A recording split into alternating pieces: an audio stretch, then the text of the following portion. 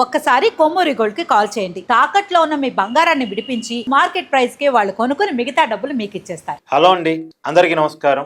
అందరికీ శ్రీరామనవమి శుభాకాంక్షలు. ఇందాక నేను ఒక విచిత్రమైనటువంటి పరిస్థితిని చూశాను. టీవీ ఛానల్లో బ్రేకింగ్లు చూసి ఒక పెట్రోల్ బంకు దగ్గరికి వెళ్ళి ఒక వినియోగదారుడు కేంద్రం 10 రూపాయలు పెట్రోల్ డీజిల్ తగ్గించిందంట కదా, అన్ని ఛానల్లో బ్రేకింగ్లు వస్తున్నాయి, మరి మీరేంది 10 రూపాయలు తక్కువ చేయట్టేదేంటి, ఇప్పుడు పెట్రోల్ 95 డీజిల్ ఏదో అలా వార్తలు వస్తున్నాయి కదా అని చెప్పేసి వాళ్ళతో వాదులాడటం, వాళ్ళేమో తగ్గలేదు మాకేమీ రాలేదు అని వాళ్ళేదో చెప్పటం, ఇలాంటి ఇష్యూస్ మీరు చూస్తూ ఉంటారు.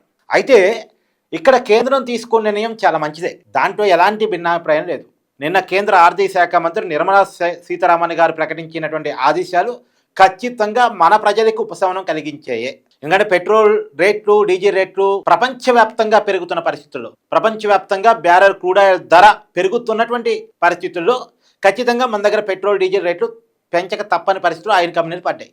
మొన్నటి వరకు కేంద్రం పెంచొద్దు అని అంటే వాళ్ళు పెంచలేదు, కానీ ఇక పెంచడం స్టార్ట్ చేశారు. నిన్న నయారా ఆయిల్ కంపెనీ వాళ్ళు ఆల్రెడీ ఒక 3 రూపాయలు పెట్రోల్ డీజిల్ పెంచేశారు. కారణం ఏంటంటే వాళ్ళు బయట దేశాల నుంచి ఏదైతే ఆయిల్ కొంటున్నారో దాన్ని ఖచ్చితంగా పెరిగింది కాబట్టి వాళ్ళు కూడా పెంచేశారు. ప్రపంచవ్యాప్తంగా ఉన్న పరిస్థితుల్లో నుంచి ఇరాన్ వర్సెస్ ఇజ్రాయిల్ అమెరికా యుద్ధం ఫలితంగా, హార్మోజ్ జలసంధి క్లోజ్ కావటం ఫలితంగా, ప్రపంచానికి సప్లై తగ్గటం ఫలితంగా, చమురు ఉత్పత్తిలో సప్లైలో తేడా రావటం ఫలితంగా ఎలాగైతే ప్రపంచవ్యాప్తంగా ధరలు పెరిగాయి, ఆ ధరల ప్రభావం వల్ల మన కాడ కూడా ఆయిల్ కంపెనీలు పెంచుతున్నాయి. అయితే పెంచుతున్న సమయంలో సామాన్యుడు సఫర్ అవుతాడు. ఒకటి, సామాన్యుడు సఫర్ ఎలా అవుతాడు? కేవలం పెట్రోల్ డీజిల్ రేట్ పెరగడం వల్ల కాదు.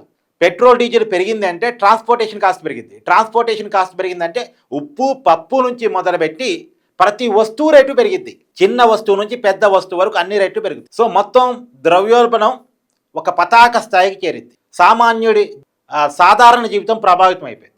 కాబట్టి ఈ పరిస్థితుల్లో నుంచి మోడీజీ తీసుకున్నటువంటి ఒక నిర్ణయం ఏంటంటే ధరలు పెరగొద్దు, తగ్గించకపోయినా పర్లేదు పెరగొద్దు. అందుకని ప్రభుత్వం తన ఆదాయాన్ని తగ్గించుకుంది. పెట్రోల్ మీద డీజిల్ మీద 10% వ్యాట్ను తగ్గించుకుంది. 13 రూపాయలు వసూలు చేసే ట్యాక్స్ని 3 రూపాయలకి పెట్రోల్ మీద, 10 రూపాయలు డీజిల్ మీద వసూలు చేస్తా ఉంటే 10 రూపాయలు తగ్గించేసుకుంది. అయితే ఈ తగ్గించడం అనేది ఆయిల్ కంపెనీలకి, ప్రజలకి డైరెక్ట్గా కాదు. ఈ ప్రభుత్వం ట్యాక్సులు తగ్గించుకోవడం ఫలితంగా ఇప్పుడు వీళ్ళు రేట్లు పెంచుతారు. ఆయిల్ కంపెనీ వాళ్ళు రేట్లు పెంచినా సరే, ఇప్పుడు ఎగ్జాంపుల్ 107 రూపాయలు ఏమో పెట్రోల్ రేటు ఉంది కదా, 95 రూపాయలు డీజిల్ ఉందనుకుంటా, సబ్జెక్ట్ టు కరప్షన్.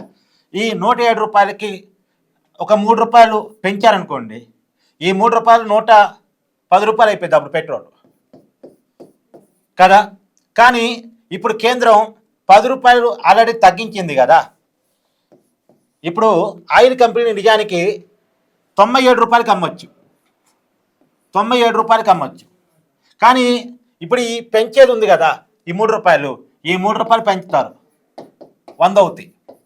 ఇంకా 4 రూపాయలు స్టోర్గా పెట్టుకుంటారు, రేపు కూడా పెంచాల్సి వస్తూ ఉంటుంది, వరుసగా పెంచాల్సి వస్తూ ఉంటుంది. అందుకని ఆయిల్ కంపెనీలు ఇంకా 4 రూపాయలు సామాన్యుడికి లాభం కలగకుండానే వాళ్ళ దగ్గర పెట్టుకుంటారు, వాళ్ళ దగ్గర లాభం కింద ఉంచుకుంటారు. అప్పుడు మళ్ళీ ఈ 107 రూపాయలకు సమానం అయింది. అంటే సామాన్యుడికి ఏం తగ్గదు. ఈ 10 రూపాయలు ఆయిల్ కంపెనీలు తినేస్తుంటాయి, కేంద్రం తగ్గించిన 10 రూపాయలు. దానివల్ల వాళ్ళు పెంచే ధరలు సామాన్యుడికి చేరవు. ఆ 10 రూపాయల్లోనే ధరలు పెంచుకుంటూ ఉంటారు. కాబట్టి సామాన్యుని మీద పెరుగుదల ఉండదు, అలాగే తగ్గుదల కూడా ఉండకపోవచ్చు. తగ్గితే మహా అంటే 2 రూపాయలు తగ్గిస్తారేమో, ₹2 తగ్గిస్తారేమో. తగ్గిస్తే మంచిదే.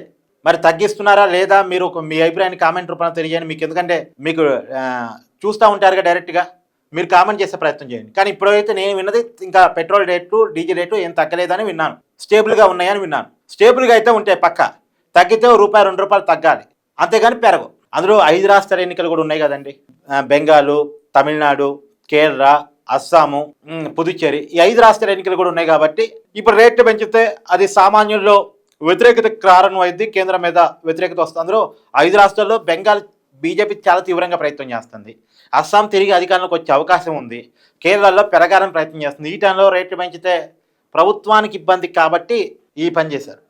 అంటే దీంట్లో రాజకీయ కోణాలు ఉంటాయి, రాజకీయ కోణాలు ఉండవని కాదు. సరే, రాజకీయ కోణాలు ఉన్నప్పటికీ కూడా చేసింది మంచి పనే. కాకపోతే ఆ చేసిన పని మొత్తం మన ఆయిల్ కంపెనీలు తినేస్తున్నాయి కదా.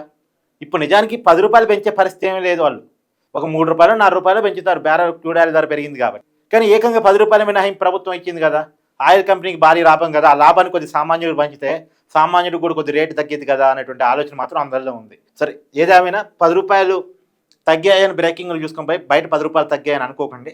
బయట 10 రూపాయలు ఏం తగ్గలేదు, కానీ ఎంతో కొంత ఉపశమనం అయితే వస్తేమని నేను ఆలోచిస్తున్నాను. Thank you.